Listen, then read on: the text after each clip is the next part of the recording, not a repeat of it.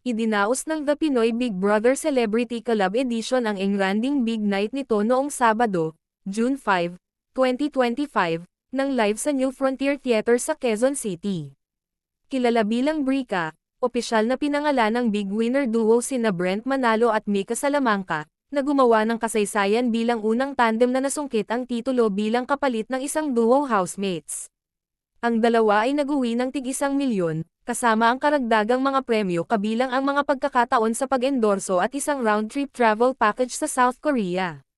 Sina Ralph De Leon at Will Ashley o Rawi ay napunta bilang second big placer duo, na nakatanggap ng tig-500,000. Ang third big placer duo ay ang Charace nina Charlie Fleming at Esner Ranolio ay makakakuha ng 300,000 Philippine pesos bawat isa.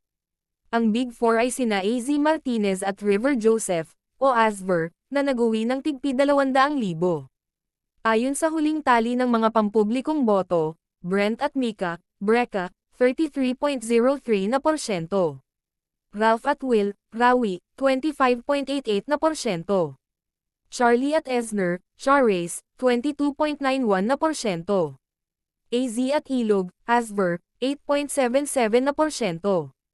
Ang Celebrity Collab Edition ay tumakbo sa loob ng 119 na araw, mula ika-9 ng Marso hanggang ika-5 ng Hulyo taong 2025, at itinampok ang mga kasambahay mula sa lahat ng sulok ng showbiz, mga aktor, creator, performer, na nagsama-sama sa hindi inaasahang duo upang makayanan ang lingguhang hamon at pagsisiyasat ng publiko. Habang umuulan ng confetti at nagpalakpakan ang mga fans, nagyakapan at napaiyak sina Brent at Mika. Mika said, "Sa totoo lang po, hindi ko po alam ang sasabihin. Kasi, hindi po sapat ang salitang masaya, at mahal ko kayo, at salamat po. Kasi hindi ko po iyon may explain ang nararamdaman ko ngayon.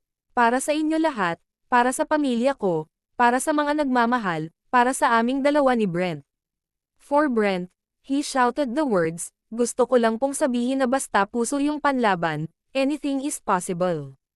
God is good. Thank you po." Sa pagsasara ng landmark na edisyong ito, inaabangan na ngayon ng mga tagahanga kung saan susunod ang mga karera ng big winner duo.